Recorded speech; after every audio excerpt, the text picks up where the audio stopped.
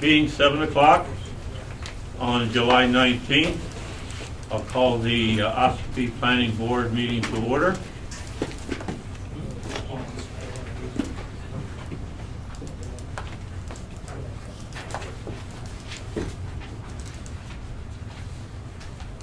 Roll call. Connie? Here. Bob Gillette? Here. Bruce? Here. Roy? Yeah. Dennis? Here. Frank? Here.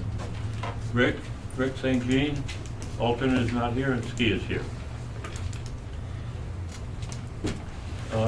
Has everyone had a chance to read the minutes of the last meeting?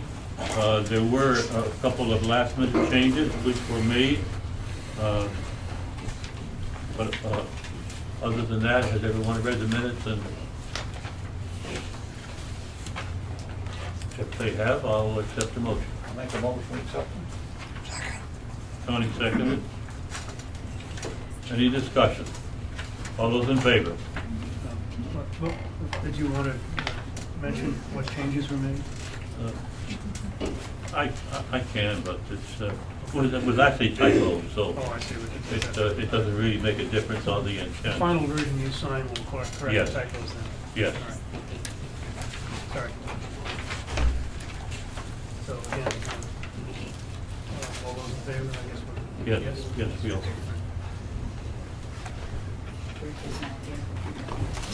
And the minutes will reflect that Rick St. Jean, alternate, is here. Thank you. You have to stay after the late. Okay, under new business, case number 16-4 subdivision. NF Lands of 205 Realty Company LLC, tax map 86, lot 26, 20 Route 25 East. Request subdivision of 1.602 acres known as Lot 1 from 10.043 acres with a remaining 8.441 acres with a 50-foot right-of-way access. To Viscotti Development for a Dollar General retail store with site plan review previously approved by the planning board with 6 pending conditions to be met. This is one of the 6 conditions. Is someone here to present the case? Yes, sir. My name is Matt Bombasi with Kuile Engineering. It would be best to set up out back. You just set up right here, table, Matt.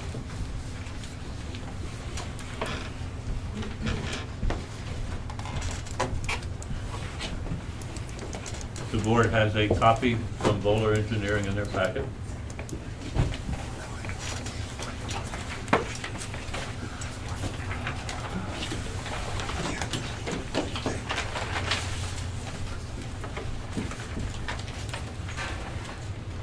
Good evening. My name is Matt Bombasi with Kuile Engineering. The proposed project is the proposed Dollar General project, which is off of Route 25, just east of Route 16. The project was in front of the board, as the chair mentioned, back on May 3rd for site plan approval and received approval with conditions.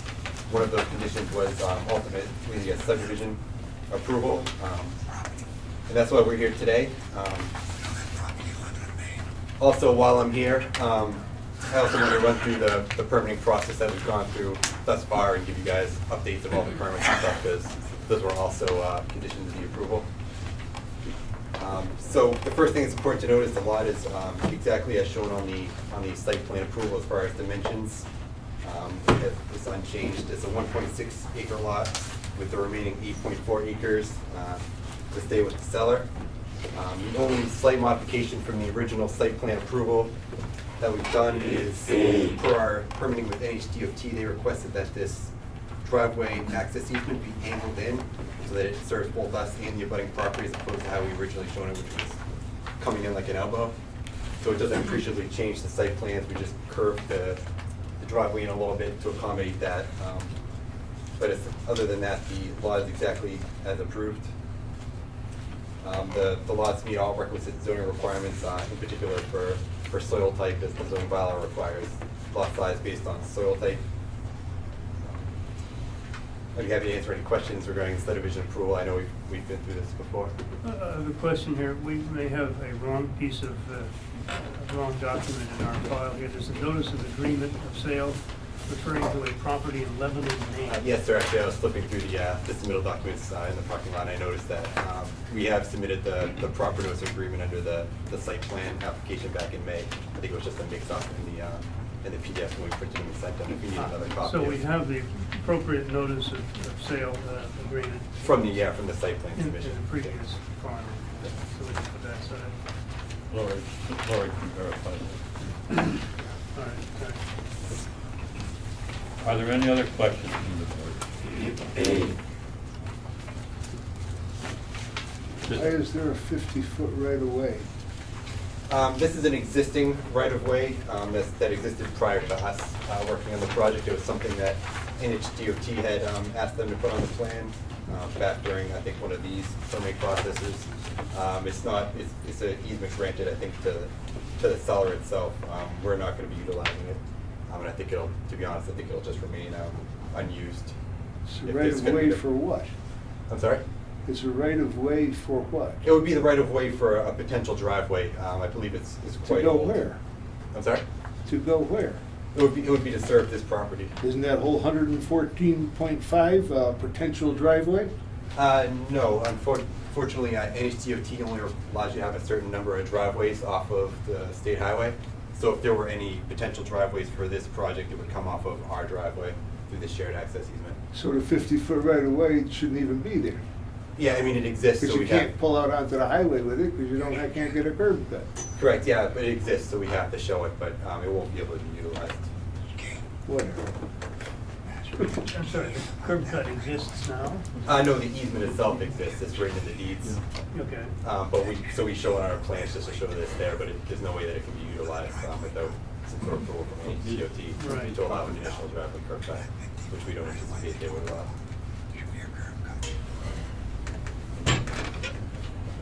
Whatever. The question was posed, that 50-foot right-of-way will be a curb cut? No, sir. It's just an easement shown on the property. There's no driveway coming through it, and there's no driveway proposed to be coming through it. I think it's something that NHD had required many years back for them to put on the plan. Okay. And we've got a new driveway access there, so that'll remain unused. And your driveway cut is approved? Correct, yep. We'll now give you a copy of that approval. Basically, it's unusable easement. Correct, yeah, but we have to show it. Let me ask, Jim, what's your name? Yep. Is that your thinking on that easement?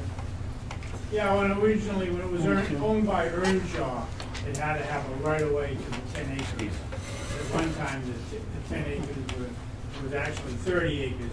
10 acres to the right of us and 10 acres to the left of us. And so when George sold the property off, he had to make sure that there was a way to get onto that property. And so that's when he put it right next to R&L subs.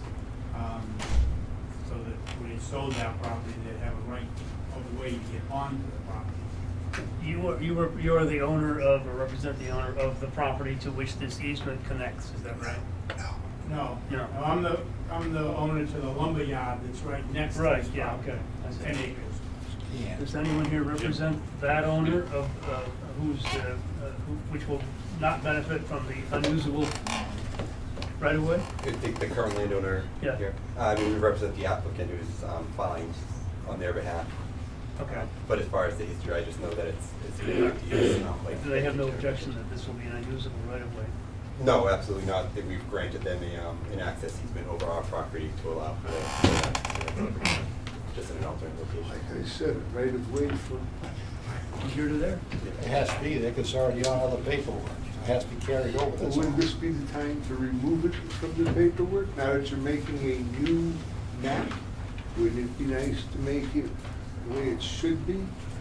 A right of way from nowhere going to nowhere looks a little ridiculous, doesn't it? I couldn't agree more, and I certainly understand your comment. It's that would be for a lawyer to go through and remove from the deeds. Well, the So lawyer's supposed to check this stuff out. they do, and that's why. Wouldn't it be the that's why it's here. owner's Yeah. thing to have that removed from the plan? Yeah, I mean, to be honest, it's not hurting anybody. It's not usable.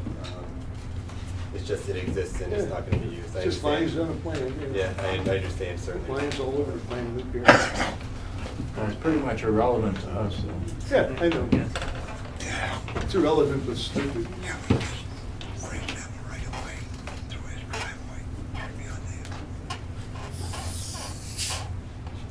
Saying that, to which property comes? That property. To the large property? Is there access to the larger piece of property from your driveway? Yes, sir, yeah. There's this 30-foot wide driveway access easement that comes through. This is our driveway coming through here.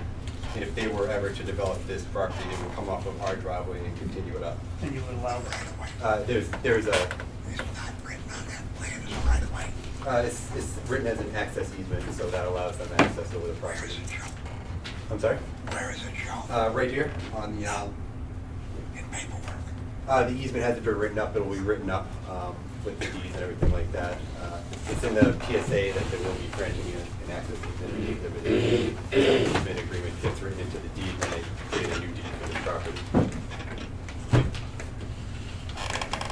All right. Provide a copy of the deed? Yeah, we will get a final copy of the deed. Yeah, that was one of the conditions of the original site plan approval. We'll be happy to get you a copy of the deed once it gets completed. Anything else? Anything else, Connie? Any other questions from the board? Comments? Let me open it up to the public. Any comments from the public or questions? Yes, sir. Yeah, Jim Skeen from Skeen Home Center, the abutter to the property. I was just wondering, I didn't really see anything or find anything. I tried to look today at the town hall and they didn't seem to have anything on it, know anything about it, or at least anything they could show me. How close does the building, the new building from Dollar General come to our lot? I believe it's about 20 or 25 feet. Well, it has to be at least 25 according Yeah. to the law.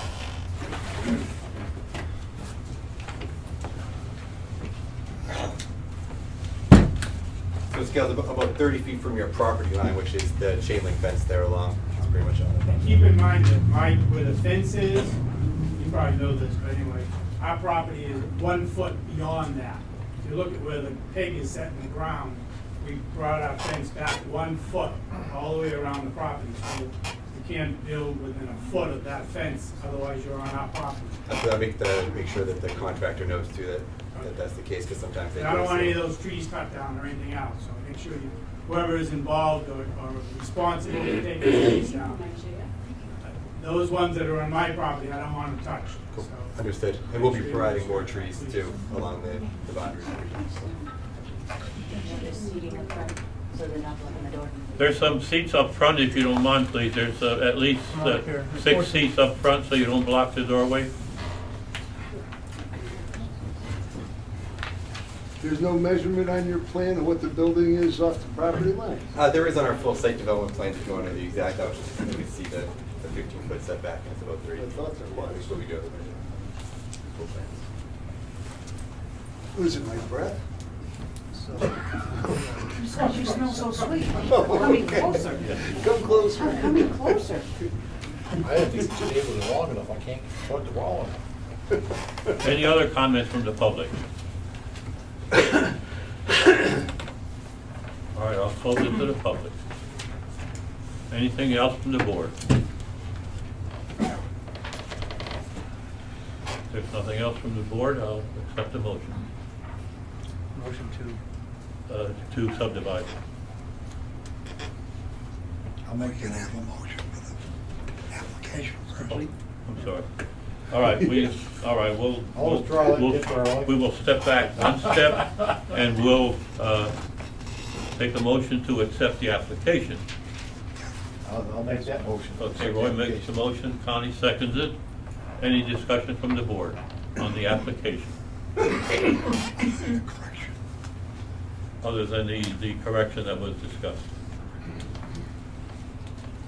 All those in favor? Any opposed? All right, now I will take a motion on the subdivision. Roy makes the motion. Connie seconds it. Any discussion?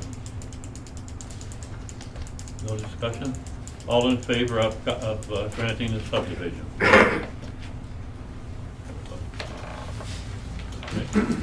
Awesome, Got it. thank you very much, I appreciate it. Did you guys get the Mylar that we provided? Awesome, and then, do you guys record that? Or do you Yes, need to- we do. Okay, awesome, great, thank you. And also, I hate to steal too much more of your time, I just have copies of our DOT approval, our NHDES septic approval, and also the subdivision approval from NHDES. So I'll leave those with Laura, just so you guys have for your records, sorry for the. Those are pending conditions, so Right. if they're Yeah. satisfied, then we need to see the Yep. documentation. And then I also have revised site plans, which basically just show the slight tweak to the driveway easement that we talked about here, and it shows the approved septic system, so I didn't know if you want to copy each of those for your records as well. Yes. For the record, yeah. Cool. How many do you need? I have 4. Do you need it? I can do all of We need at least one for Steve, one for our file, and one for town. That's at least 3, we got 4. See if the paper,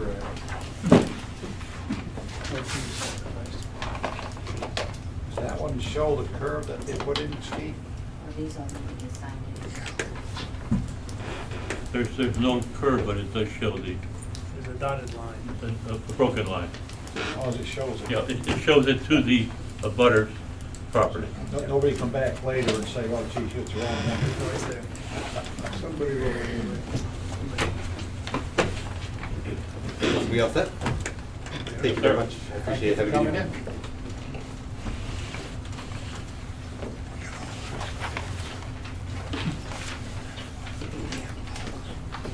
Do we have all your approvals?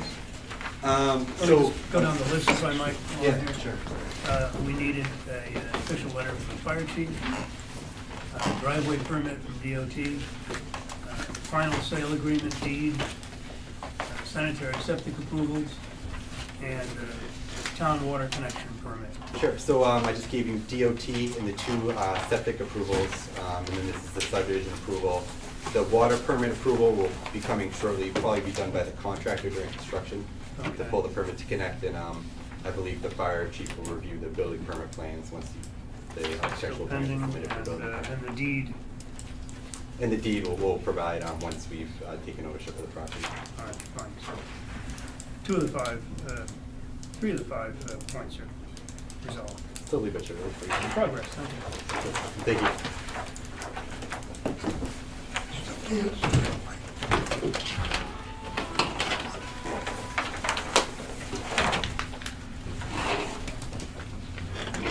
All right, next item.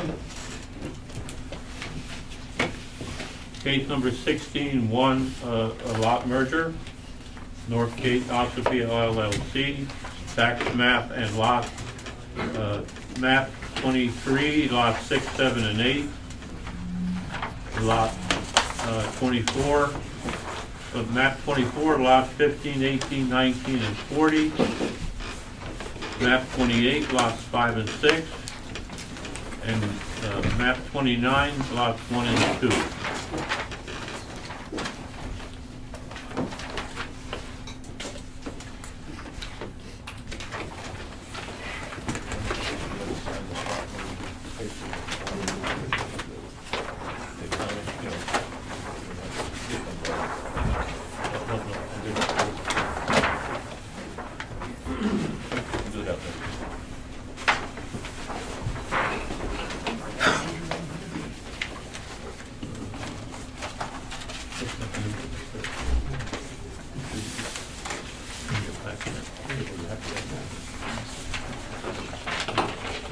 In the packet you received on the table tonight should be the updated agenda.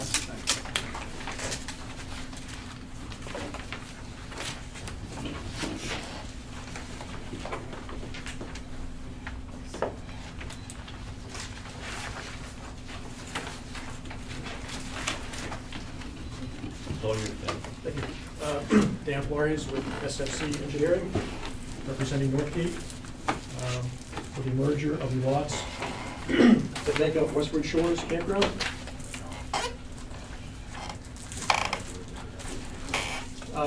Currently, the campground is in these lots here, and we are now wishing to merge the 11 lots shown on this plan and described into one single lot for the campground and the expansion.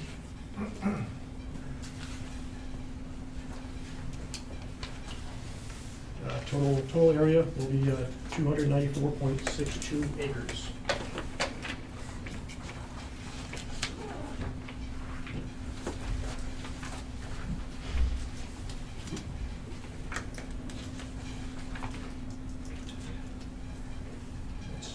Any questions?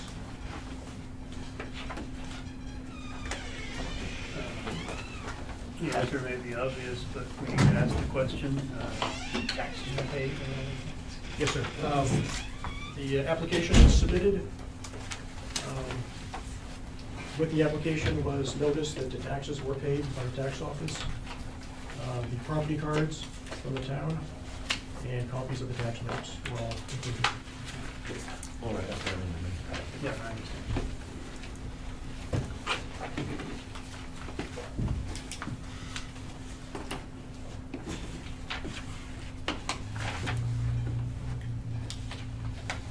Any questions from the board? Curiosity, structures. Any of them lots have structures on them? Yes, yes, sir. The existing campground has structures. The new peninsula, which will be merged into the existing. And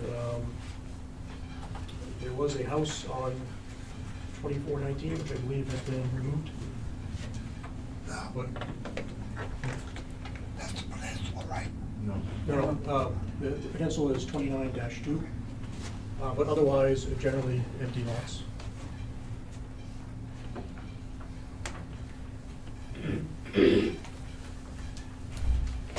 No, as we came through the campground, there were campsites all around. They're not included in this area here. Yes, currently, you come down Nichols Road, Right, and here's Pond Road coming Right. in. Excuse me, gentlemen. There's seats down front, and if you could open that door, please, so there's no fire hazard.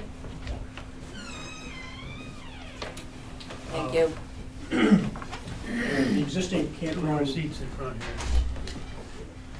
but the existing campground with the actual sites were on primarily lot 23-7, 23-8, and this portion of lot 29-1. and they're gonna stay there, you can work around them. The existing campground will remain as it is. We're expanding northwest and on the peninsula.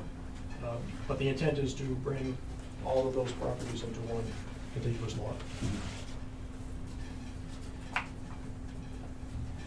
Any other questions to the board?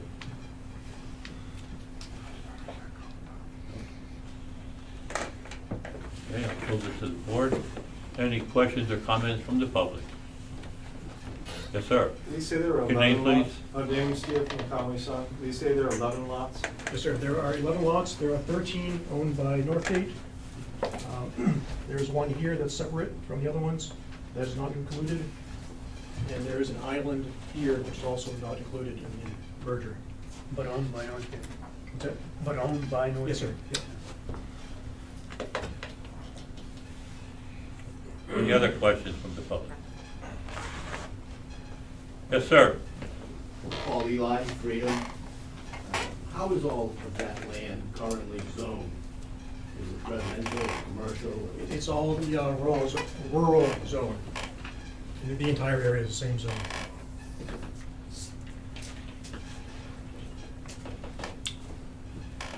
Any other questions?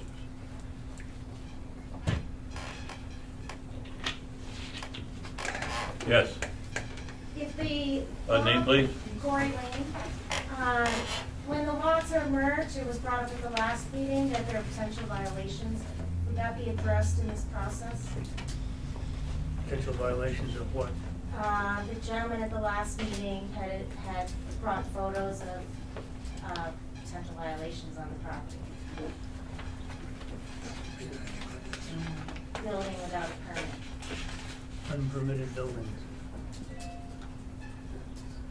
That would be his jurisdiction, not ours. The only thing I heard and can remember hearing was the fact that if it wasn't merged, some of the lots for the trailers would cross property lines.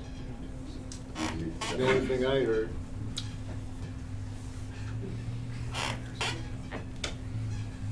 Mr. Freeman, did you have a comment on that? Yeah. How about him? Speak up. Any other comments or questions from the public? Just a quick question, if I may, to follow up on that for Steve. If there are any structures that are not compliant with our building codes, that is a separate matter for you and doesn't pertain to whether the lots are merged or not. That doesn't affect your enforcement capabilities. Is that right? It's key. Okay. You gotta accept the application. All right, I'll close it to the public. Now I'll take a motion to accept the application. Connie makes the motion, I'll second it. Roy seconds it. Any discussion from the board? All those in favor of granting the Second application? Second application. Okay, everybody, okay. All right, any further discussion from the board about the merger? Okay.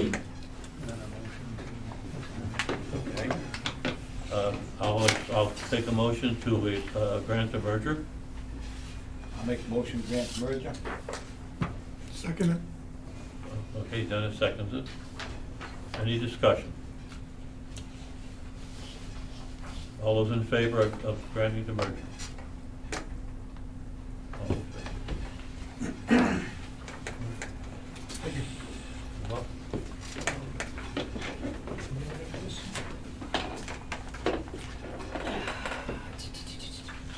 We got a couple of things before you.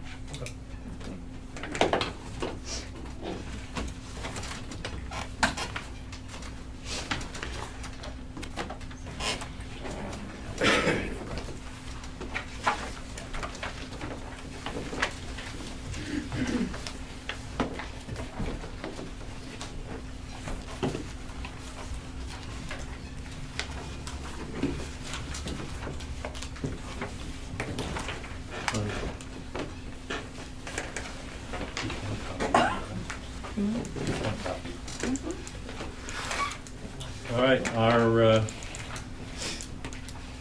next item is the proposal from the outside engineer. I'd like Rick St. Jean to make the presentation. Findings. Yes. Well, we voted to have Jones and Beach review the plans, and they found some issues.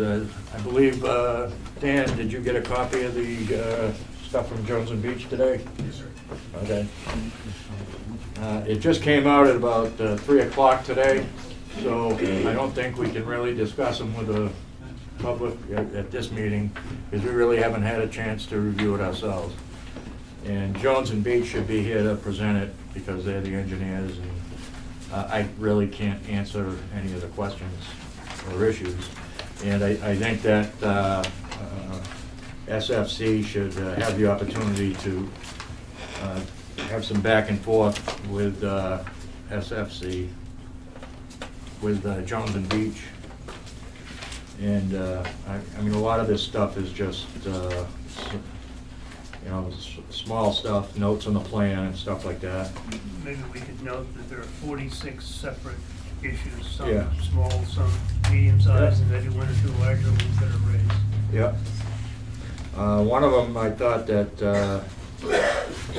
they need to address is in our zoning ordinance, any septic system over 600 gallons per day needs a special exception in the watershed protection district. So they're gonna have to go back to the ZBA. But in general, we should let the applicant absorb these, and we should Right. get them also ourselves. We have a better chance. to- Absolutely, and you know, one of the issues that they brought up was the water system. The only thing that's been approved on the water system is the siting of the wells.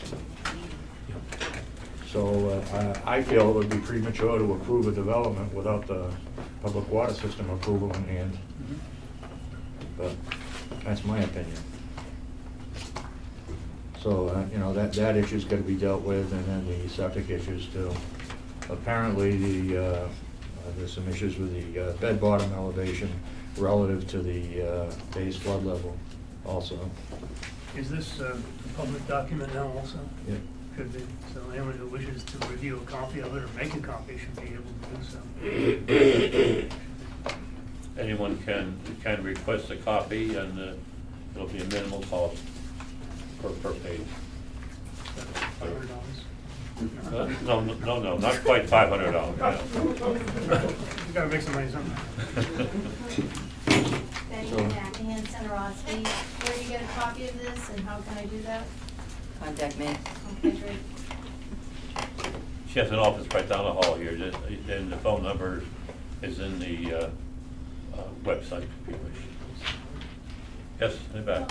I have a question about, has this gone to Lake Region Planning Commission yet for their review to be incorporated with the second review that they're doing as well? Not this specifically. Go ahead, Rick. This just came out at like 3 o'clock this afternoon, so, you know, we were lucky to get it, have it for the meeting, and, you know, SFC is, a lot of this stuff can be dealt with, you know, rather quickly.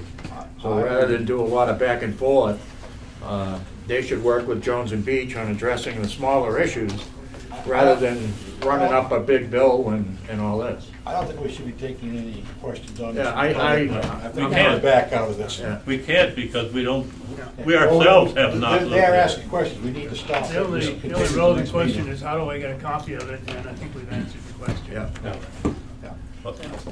And we need to provide a reasonable amount of time for the applicant and Jones and Beach to work together on this as well. And I guess you'll be in discussion with Jones and Beach, or through emails and whatever. Yes, I was gonna ask permission to deal with them directly. Yes, I don't see any problem with that. In fact, they had requested it on the last page. They had requested it, so if you would arrange to email with them back and forth, and then I would hope that Jones and Beach would be prepared to come to our next meeting along with you, and we can resolve these items. Okay? I should note also that the Lakes Region Planning Commission had hoped to have its own final views of issues on this plan, but I don't think we have them in hand yet. So there's still time for them to submit their views and copy to the applicant. Could I make a request? Is his name Dan? Yes. When you folks first came in last year, do you still have a copy of your original plan that you brought in at the request? Would you bring a copy of that next time to show the public how much this has actually changed and how much you've actually compromised? Because they were brought in long after, so they're asking you to do a lot of stuff and don't realize what you've already done. I think that'd be to your benefit, to show the difference from the start to where we are now. One other question for Dan, if I might. Have you received any final word from DES on the various issues that are pending there? Yeah, we're waiting on wetland permit. Yeah. The date in which they must act is July 24th. Is being reviewed, so I expected the 24th, probably the last minute. Subdivision is another one we're working on. One of the items was to merge the lots, Right. as well as the water system as part of that. And we are working through that as well. Has the septic system been submitted to DES yet? Septic system cannot be submitted until subdivision is approved. And we still haven't seen a subdivision application yet, have we? For here, no. No, okay. Okay, so there's still pending issues to be dealt with down the road, so we obviously will want a continuance. Correct. Dan, would you think to continue it to our next meeting? Yes, I did have additional items I could address if you want. Oh, yeah, sure. Yeah, absolutely. Till the end Yes. tonight. Yes, you can do that, that's Please. fine. Come back. Okay, we'd like to do it now since we're discussing our dispatches. Make a What we got? motion to We can get to that. post Jones and then move into their updates. Because it's two separate items on the agenda. And we have no further actions to take tonight. With Jones and Beach. It was listed as a separate item, that's why I'm asking. Okay. Well, we aren't going to, we're gonna have Dan work with Jones and Beach on it as a separate item. And Dan has agreed to that, which is, and good. They have requested it actually. You're wondering if we need a motion on the subject? Yes, that's what I'm asking. I don't think so. Okay.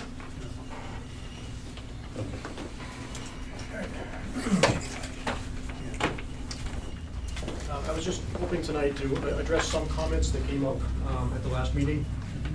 One of those in particular was the construction phasing.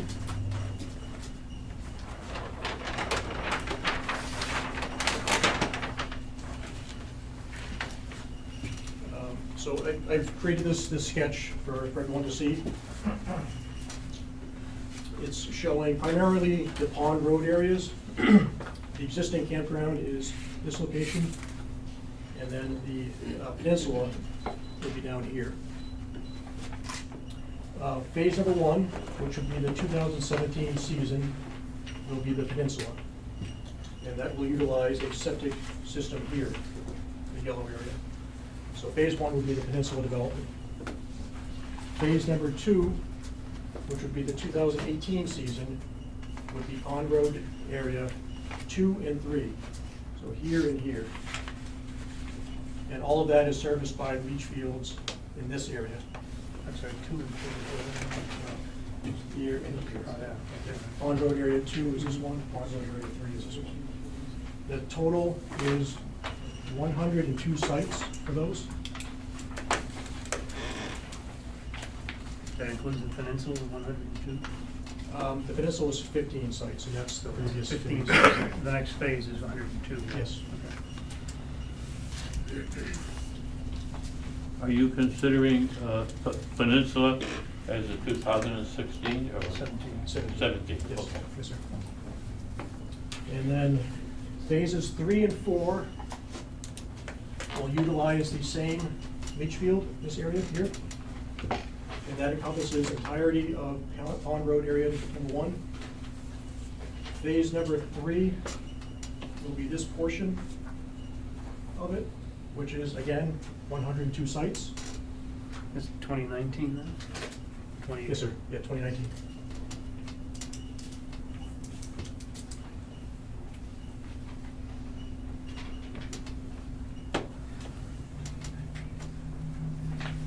And then the final phase would be phase number 4 for the 2020 season. And that would be the remainder of the Pond Road Area 1 sites here. And that's 42 sites. And you'll submit a letter that states this? Yes, sir. For our record. Yep.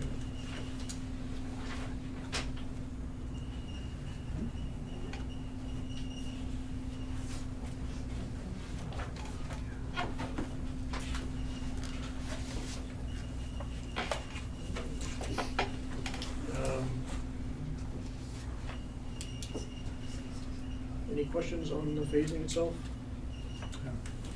Board? Yeah, one question. you have a grand total when you're finished of 3 separate septic systems, is that right? Yes, sir. Yep. And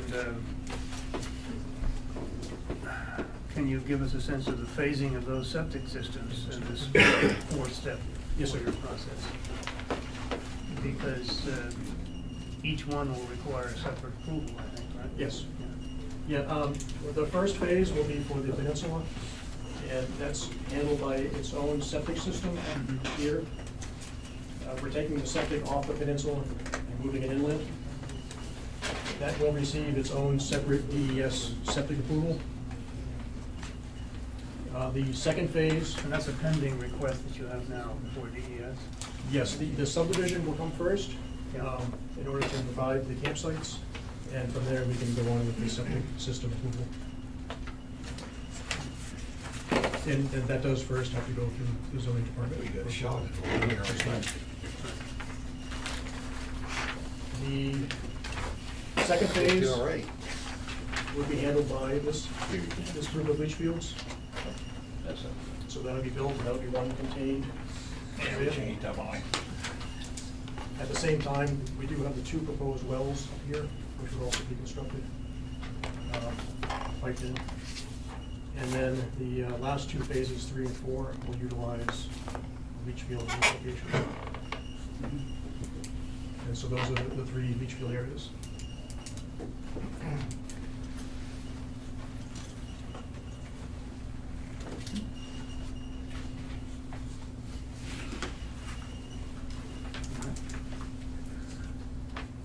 Are there other issues that you wanted to? Yeah,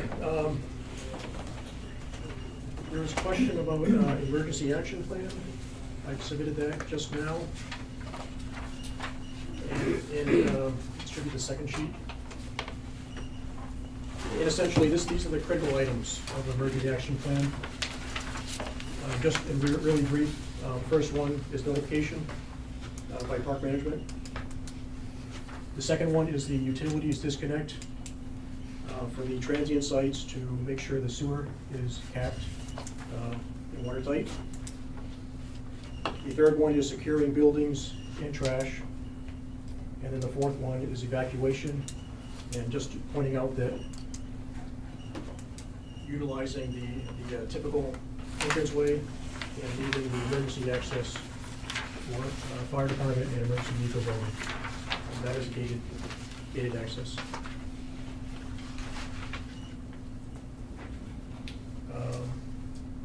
And then the other sheet is the updated rules and regulations for Westford Shores. And I just want to point out specifically, we have addressed the additions, porches, sheds, and such. The peninsula area will have no accessory structures, just the unit. The pond road areas, through here and here. First off, anything requires resort approval.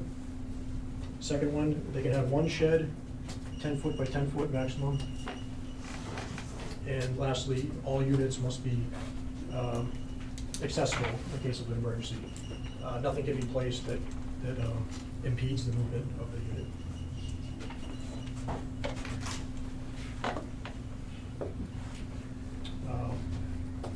Moving along.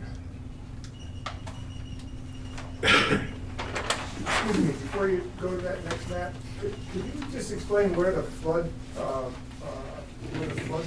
is on that map there, where all those sites are? Here you go, Gary. Thank you.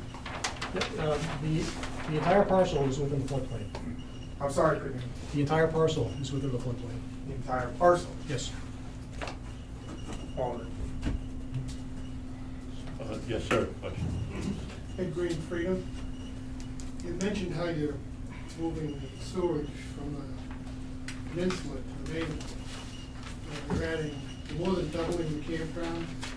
When the original septic system was put in, it was put in with capacity that would handle 110% expansion.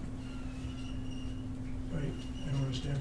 Well, you're not putting any new septic systems. Yes, he is. They're putting in a substantial new septic We're putting system. in 3 new septic systems, one of which replaces the existing septic system Oh, on the okay, that's what I peninsula. was trying to find out. Yeah. That's We're right. just trying to use the existing No, facility for the. that's not part of the plan.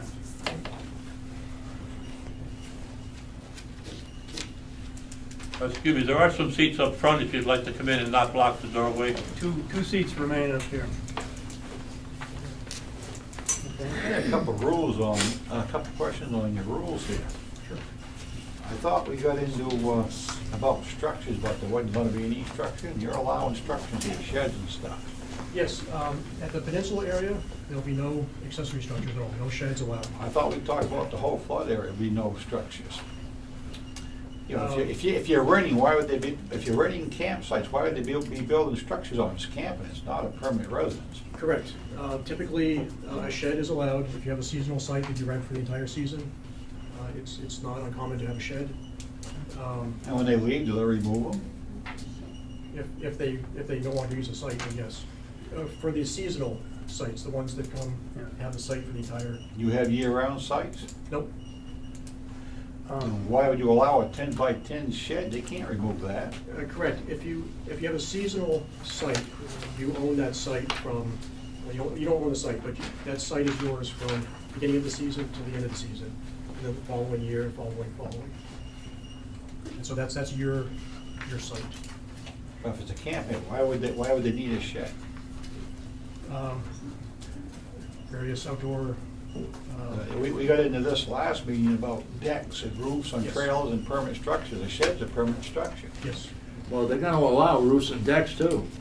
That's what, I thought we said last time that wasn't gonna be allowed. Well, that's what I thought was represented too.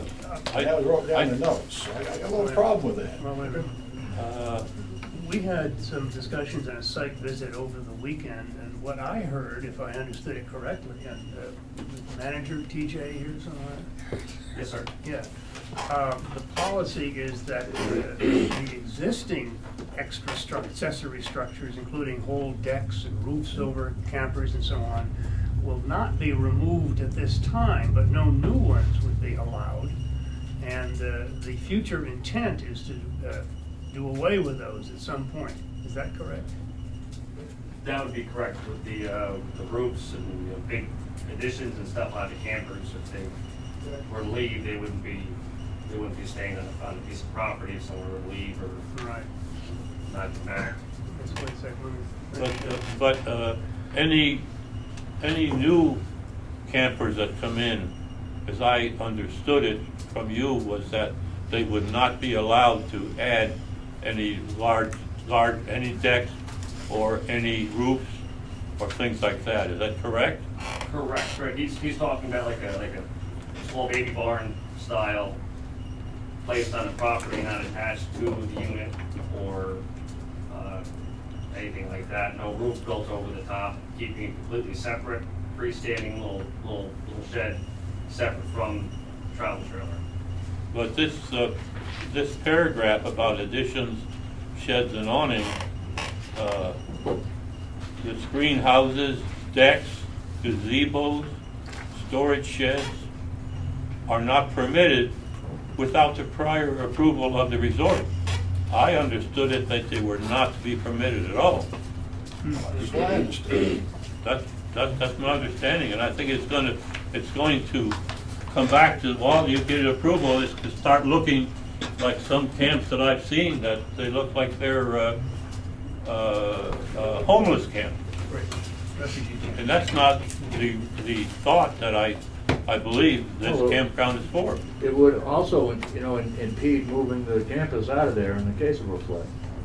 If you gotta move roofs and decks Yeah. and everything else, so. Yeah, And that's what was represented at the last meeting, was that the work was not gonna be any decks and roofs and, No new structures. right. But we got into this discussion, the fact that in this town, you got $2,500, you can build a shed and stuff without permit. And that's what I brought up last meeting. We don't want that stuff in there. Yep, understood. It's a camping ground, you want stuff that can float into the lake.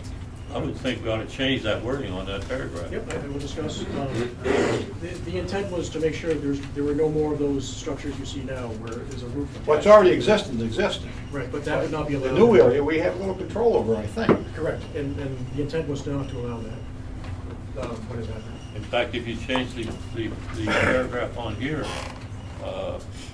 I would like to see it incorporated into the plan. So Yes. when we sign it and it's accepted, that item or that issue is in the plan, that's part of the plan.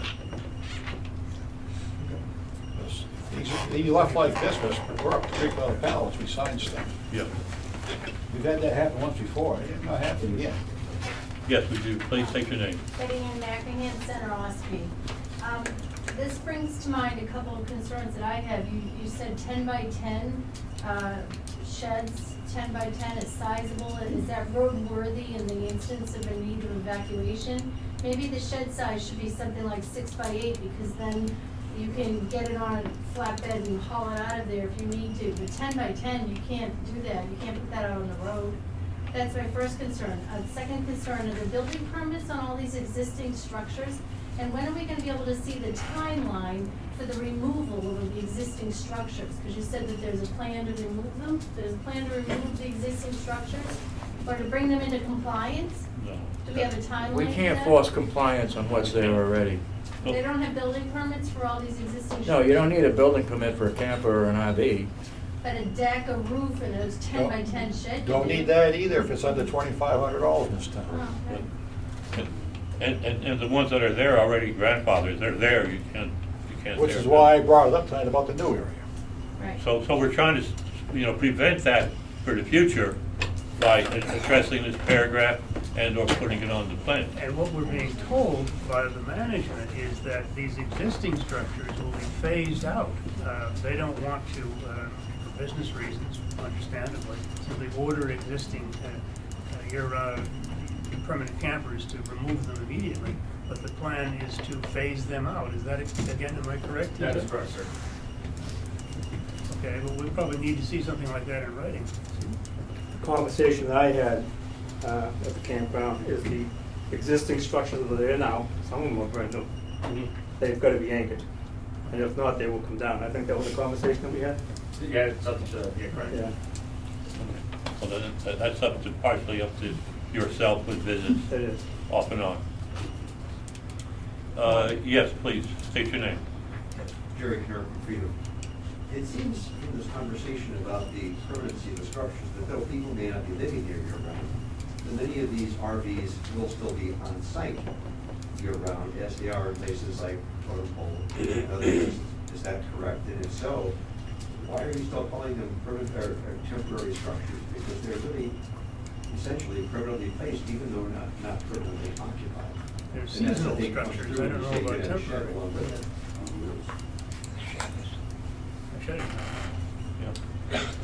Yeah, it's a seasonal structure, and the structure, part of the definition of a structure is people being able to live in there and it's self-contained. Yeah, but he's got a valid point there. I seem to remember there's a law about a camper can't be in place more than 30 days, or something like that. Might not apply to campground, but, somebody, if I park in my dooryard, the 31st day, they gotta move the camper. I think it belongs to campgrounds. No, you can't occupy it more than 2 weeks a year. Was a follow-up, what is going to be the policy of the campground? Are you going to allow these structures to be on site 365 days a year, even though they're occupied for less than that? There's your manager right there. There's your engineer right there. Yep. I guess as long as they pay the rent, they can stay there. Is that correct? Yes. So they'll be essentially permanent structures. Permanent seasonal structures. They're permanent seasonal structures, but they're not being moved. They're plugged down, as long as you pay your rent, it's still there. It's a permanent structure. But from what I understand, the water will be turned off during the winter period, which means they won't be able to live there during the winter season. Of course they can. Well, they can without water. No, they can't. You bring it in. Yeah. Yes, sir. I'd like to comment on 3 points that have been made. Your name, please? Ed Green from Freedom. Yeah. The comment on a permanent structure versus a non-permanent structure. I live in a park model trailer. It has the wheels still on it. It has the hitch still on it. And if it were ever necessary to move it, it could be moved. It would be difficult because of the roof overs and so forth, But that's the difference. A permanent structure usually has a foundation and it's put in place and can't be moved, number one. Number two, there was discussion at a previous meeting as the non-permanent structures didn't represent a big possible threat to the wetlands because they could be quickly moved and removed. It also was made in at least one article I saw, right or wrong, it said that it doesn't flood very often over there. Now, let me read the Westwood Shores Rules and Regulations with respect to extreme weather. In the event of a flood, it is your responsibility to ready your site, move your RV and personal property, and in addition, deal with the septic caps that are there. I visited a good part of the season and the all winter. You might only find 50 people in the campgrounds during the week. I lived next to 4 people who moved from the campground, and they said, and it's hearsay, that the frequency of floods over there are almost annually. The level of the flood, the kind of flood, the serious does change. But if you fix if you don't have, these things float up off their septic pipe, and if you don't get a cap on them real quick, then all the water that's coming down the bear camp is going into it. So I think I saw somewhere today that somebody had corrected the number of floods that have occurred in that camp. On my street where I live, I have 8 houses, 8 non-permanent structures. 4 of them came from Westwood Shores. I asked them why they left Westwood Shores. Constant flooding and the unpredictability of it. The point was, it isn't like you can just track a number up at the dam station and decide when that Bear Camp River is going to flood. They were telling me they'd get pounded on the doors in the middle of the night and told them that you better drag your camper off this site. So what I'm concerned about primarily is water quality and the future of Ossipee Lake. To me, building in a floodplain, building in the wetlands actually, and building in the floodplain is threatening an awful lot of people. I understand why they're doing it, but it's threatening an awful lot of people, so. Nobody's proposing to build anything or put anything in wetlands. Well, if you go up there. Let's be clear with All right, that. some people said the flooding isn't very good. I was up there this weekend, and the road to the peninsula was 1.5 feet above the lake. The lake is at summer level. It will be 2 to 3 feet above the summer level, probably 3 or 4 times in a season. It may not flood in other places, but if you're not above the floodplain, we're gonna be dealing with it. Now let's talk about the sheds. What's in a shed? Gasoline. Gasoline for the weed whackers, gasoline for the lawnmower, gasoline for the boat, oil, the stuff that you need to winterize, the stuff you need to keep the bugs away. Now, when it floods, and everybody's worrying about their trailer, I hope somebody else is worrying about all that other stuff that is gonna make it down to the lake. Well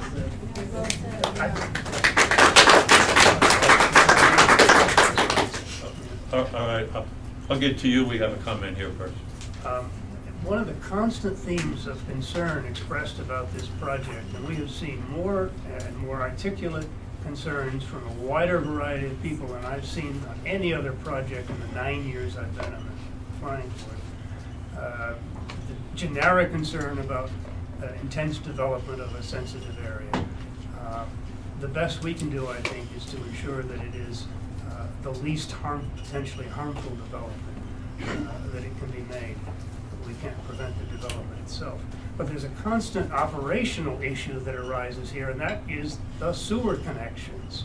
Now, the issue that was raised at our last meeting, and we were told, well, we require the owner to hand screw in the caps before they leave.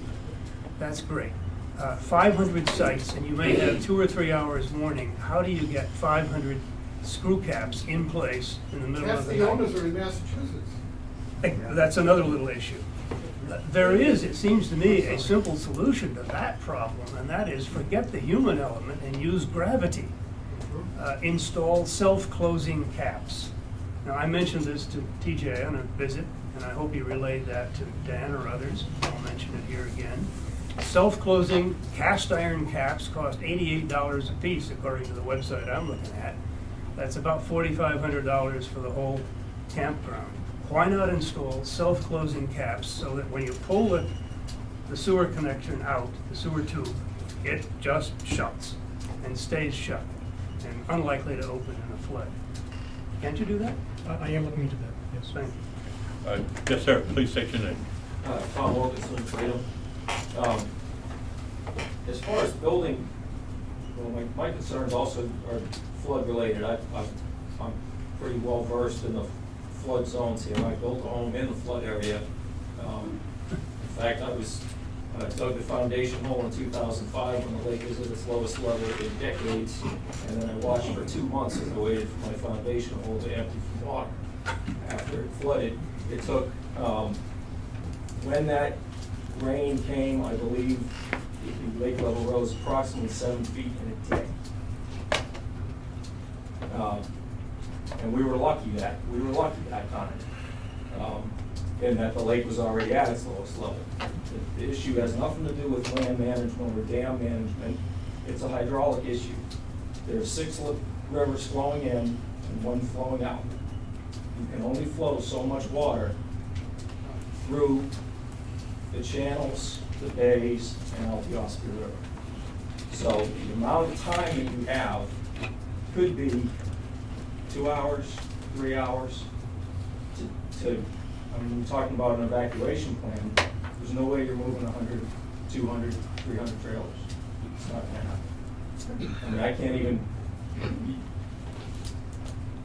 I live in Georgia most of the year, so I'm pretty well prepared. I do a lot of things before I leave, if I'm not in town, to make sure my home's ready for it. My folks live in Massachusetts. They have a place across the street from me in floodplain. They can't get here fast enough. They prepare their home. An awful lot of people don't. I've gotten a couple of free docks over the years, paddle boats, all kinds of things, because people do not understand the severity of the flooding on this lake. And if you go to the peninsula, stand at the current water level you're at now, and imagine 7 more feet of water. This lake level is 407 roughly right now. Flood elevation has been 413 to 414 in a severe flood. It's been 411 several times. Now stand there, look at the house, and imagine standing underwater and where that elevation is. We're talking about a lot of water. And I don't know what the elevation of the entire site is, but if it's all floodplain, it's probably 411, 412 maybe. My guess is the peninsula is probably 410 or something. I'd like to ask you a question. Yeah. Why did you build that? You say you know all about flooding in this area? Well, because I built it knowing it floods. There you go. Okay, and I planned for it, but I don't have. No, forget the planning. Why did you build it? Why did I build there? Yeah, you're in a flood zone. Right across the street from it since I was this No, small. you come here and you want to argue about someone who has a right to do something when you've done it yourself. I have done it, but I built a permanent structure, not a temporary structure. I followed all of FEMA's guidelines for water ingress and egress in and out. I'm not saying you didn't. I'm just making a point here.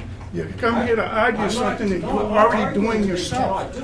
Let's go back from the subject of your house to this campground. Let me ask, we have about 200 existing sites that have been out there for a long time. And some of these have been occupied by trailers and accessory structures for years. And there have been floods, and I presume they have been affected by floods.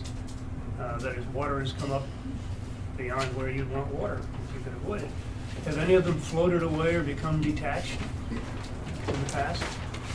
that there was knowledge in the existing campground, because you have a lot of history there in floodplain, right? All right, It's like, look, go ahead. Okay. Yes, you mean sir. floated away, you mean floating off your site, so that you have to. No, I mean, back on? become displaced from their present There have location. definitely been Put an end to displaced. People will show you if they invite you into the, I've been invited into buildings, they walk to the corner, they come down from the ceiling, and they point to the line. This is where the water was in the last flood, when it was swept off and tipped over. Now, I appreciate you giving me extra time, because I missed the other meeting. But I've got another issue that ties into that, and that's the evacuation. The roads are dirt, that's fine. They're about 8 feet wide. You can barely haul, can you imagine when the disaster? They're wider than 8 feet. You know, there's too much fear mongering going on with this. You've got these conservation groups. I've been out there. There is not a single road that's 8 foot wide there, so let's be realistic and truthful. Are you telling me that you can drive 2 cars at the same time and pass? That's not what I'm saying, but I'm saying the road isn't 8 feet wide. Okay, all right, listen, my point is that during this crisis that people are bringing up, I'm not trying to fearmonger, I'm trying to deal with facts. I would like to see the people rushing in to cap their sites, and then some of them have to be removed down the road where the people coming from. So all I'm saying is, it's gonna be a heck of a plan and a heck of a chaotic situation when the trailers start moving. People, we've lived with it, we've lived with it now, but we're proposing to double it, more than double it, that's all. All right, if there's, But I don't wanna be, you're making me a villain here. I'm just trying to. Well, you need to be honest about things. This is a community meeting, and I'm giving my input. all right. If there's any comment other than what's been brought up before, Yeah. you may bring it up. But I think we've heard enough about this type of information. Yes, sir. Take your name, please. Dale McConkey, Freedom, septic designer, installer. A couple points. One, I know you said not to go back into something, but about the sheds and having chemicals and gas and antifreeze, everything within that. Couldn't the Westward Shores propose something along the lines of if you're leaving the site for X amount of period of days to take all those items and put them somewhere else or bring them off-site, put them in the camper? I would assume you could do something like that. One, because the campground's gonna be larger in a sense where I'm guessing the employee value is gonna increase and should be able to withhold, and if someone doesn't actually follow through with that, Westward Shores would withhold the ability to go and move those items out. And somewhere similar along the lines of these caps that everyone keeps talking about on the sewers, on the sewer lines, if, let's say the people are leaving, why couldn't or shouldn't there be enough people at Westward Shores where they could be able to go around and double check that all of these are actually on there and secure? And Well, that a would lot be the of point of the places. self-closing caps that gravity will do the work. Yeah, I mean, I haven't heard those. Those seem pretty nice. But then the other thing is you look around this lake, ponds, rivers, all around this area. A lot of them are pre-60s camps and stuff with septic systems that might just be a steel barrel. And I mean, they're proposing septic systems that are, what's the word I'm looking for? Not protecting, but actually treating the wastewater and effluent better than, I mean, I don't know the number of people that around, but greatly better than majority of houses around the lake, and proven time after time, I mean, Viro, Elgin, and drains, all of them, just completely eliminating all the bad chemicals from the sewage and effluent. Well, I'm sure that DES is aware that it's in a floodplain. Yeah. And pretty sure that they would not approve any system which would not work in that area. We actually covered that in the first meeting. Yeah. About the raise, about the toilet trays, the Love it. flood zone, stuff like that, so that's been covered. We had no question. I think the biggest thing is the gasoline and stuff in the sheds I had a problem with. That's a lot of hazmat. I think we've had no serious All right. questions about the septic design, and one question would be improvement, or their improvement of what's there now. Yeah. Let alone what I don't want to come off wrong. One more question, I'm and in it's favor different. of the applicant. Yes, Ron. Ron Adams, Ossipee Conservation Commission. I wanted to know exactly what area you were putting a conservation easement on. I understand that you were talking about placing a conservation easement.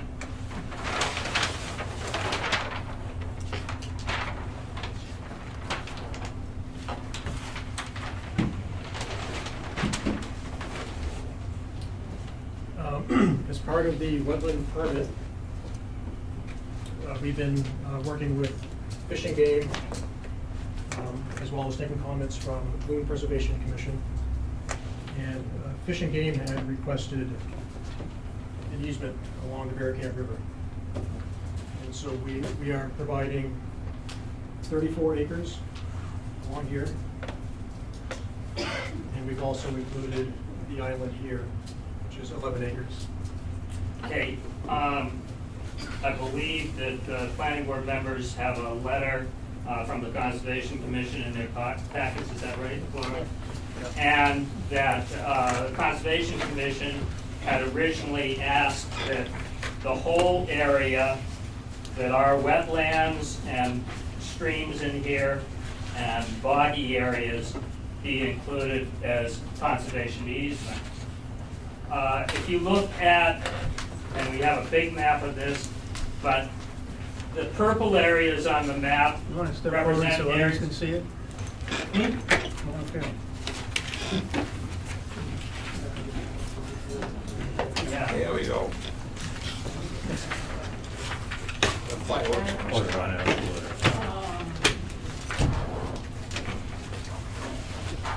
Probably this is more visible.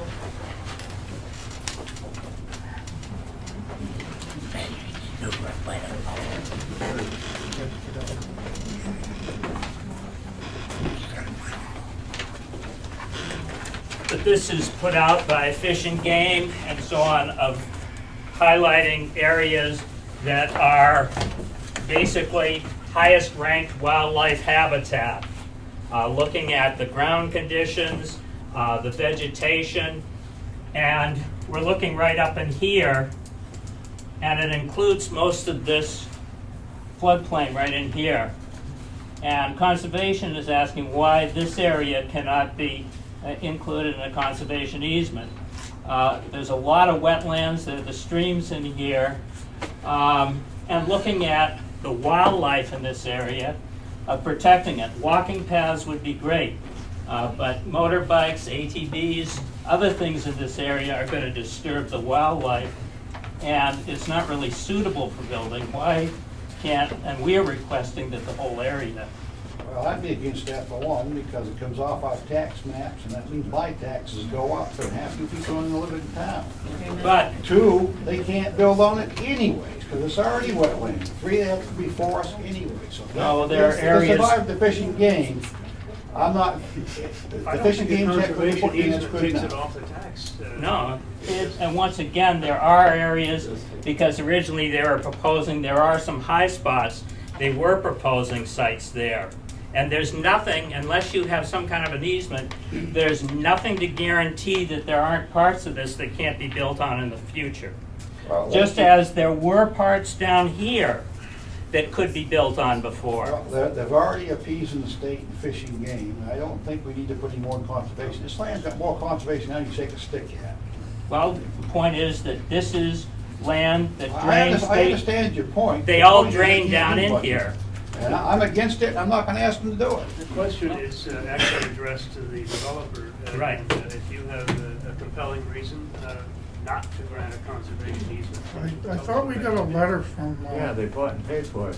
one of the bureaus that there is no No, they're not, wildlife. One at a time. conservation easement does not mean the land is given away, it's simply. No, they own the an land. agreed constriction, restriction on. It restricts them the right to use the property they bought and paid high dollars for. And it. And that's not right to them. Retains its And recreation. it does come Right. off the tax rolls.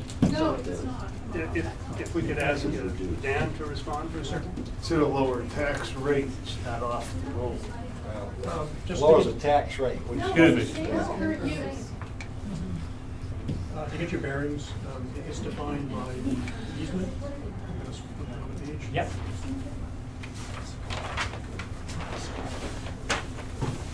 This represents the wetlands in that area. We had previously proposed sites in the upland area here.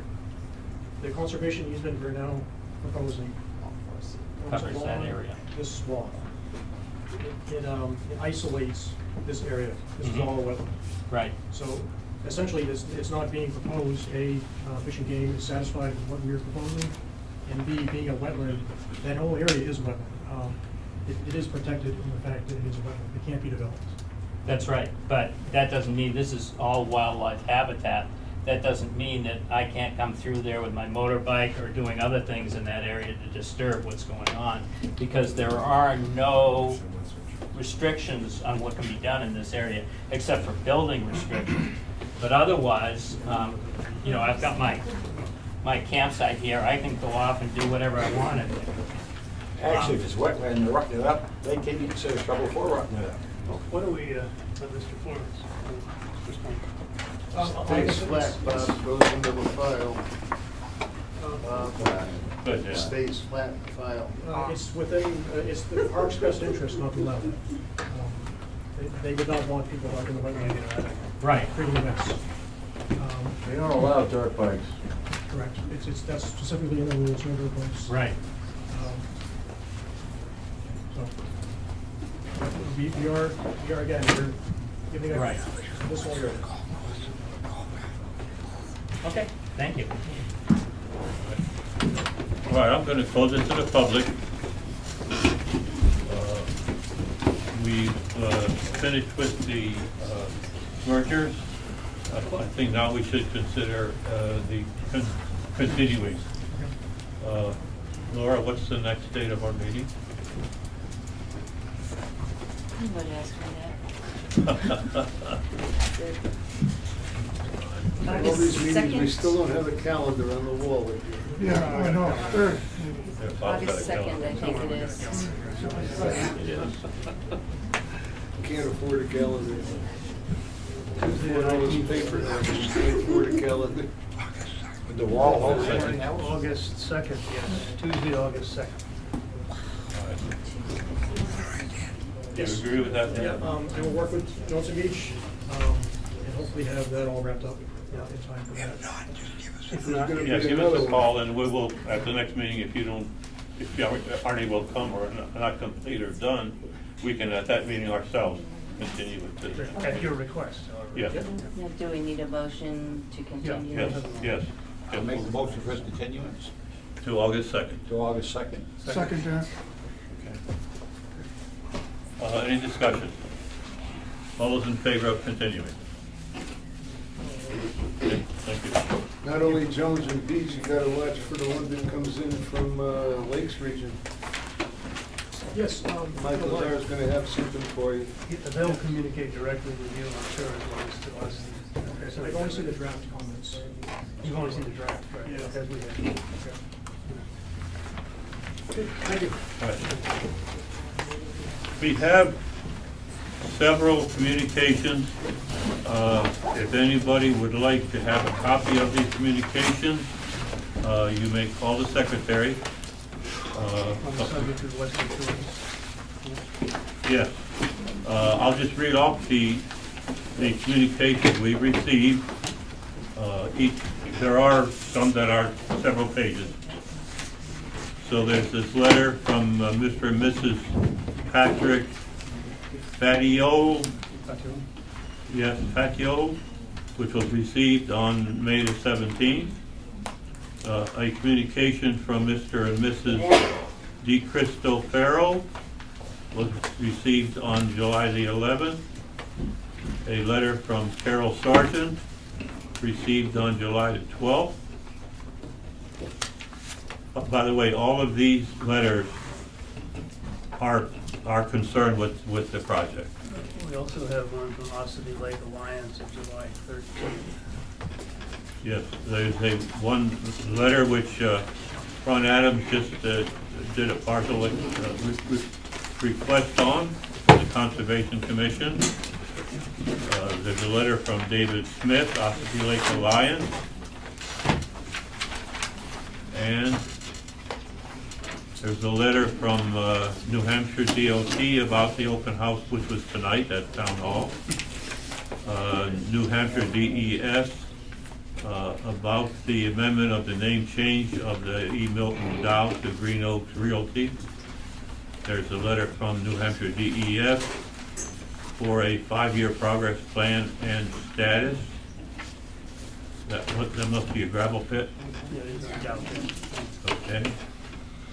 There's also a notice of a Town of Ossipee Safety Committee meeting.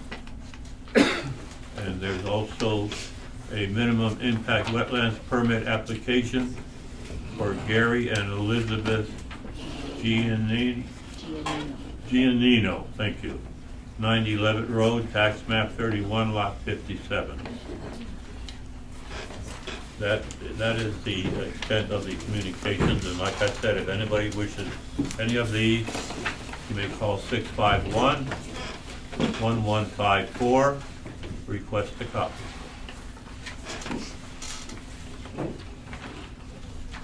Any other business which may come before the board? The June budget, you all have a copy of it. I believe next month we shall start looking into the budget specifically. Right. And there is a new law which has been approved, but is not effective as of yet for additional living structures. I believe it's effective July next year. Yes. Is that the law? It's not, it's secondary structure on a lot. Oh, I'd like to see that. Should have it in your packet. You have one in your packet. Oh, good. How did I miss that? Is there anything else that to come before the board, any of the board members? We have seen a draft of a new event ordinance from the select board. And Frank, it mentions required approval by the site plan approval by the planning board for events. Do you want to explain that? Not required by the planning board. Pardon me? That's not required by the planning board. It's not a part of our purpose. No. The draft that we've seen states that an event will require a site plan approval by the planning board, and I raised some questions on this. If it's in a business area, we're asking the businesses to work within their site plan. So if a site is to become a location of the continuing or regular events rather than just a Needs to one-off. fit their site plan. If it's a change of use, in other words, if it's going to continue for a long period of time. The temporary ordinance, or as you refer to it, license here, it's had a lot of review by our attorney. It is intended basically for nonprofit organizations. If a business is going to hold the event where they're earning money to do so, it should be done within what their site plan approval is. You're not going to put us into the event planning business, are you? Hope not. If we do, we do. Anything else? And there is a Yes, public sir. meeting on that August 1st, if you want to attend. Thank you, Mr. Chairman. I'm just wondering, when the minor site plan review for 2420 Route 16, is that for next planning board meeting? Which would be what date? August 2nd. Thank you. Is that the Cocopelli building? Yes. Yeah, that August 2nd. Thank you. Anything else? Adjourn. I'll take a motion. Roy made a motion. I'll second it. I'll second it. Any discussion? Get the hell out of here. All in favor? Get the damn camera. Any shut opposed? off.